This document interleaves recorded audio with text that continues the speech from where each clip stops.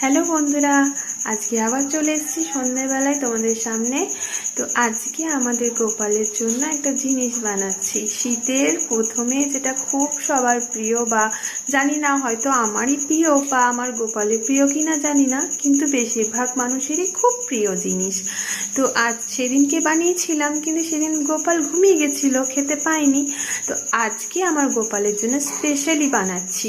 কি বানাচ্ছি সেটা তোমাদের সঙ্গে শেয়ার করছি। এই দেখো, এটা হচ্ছে দুধ পিঠে, বা অনেকে বলো দুধ পুলি, বা আজকে এটা আমি পুর দিয়ে বানাইনি, এটা চুষি পিঠে, অনেকে অনেক রকম নামে ডাকে। জানি না তোমরা কি কি নামে এটার নাম রাখো বা বলো, আমি জানি না। তো আমি এটাকে দুধ পিঠেই বলি। দেখো আমার হয়েই এসছে, আর এটা বানানো হয়ে গেলে আমি গোপালকে ভোগ লাগিয়ে দেব।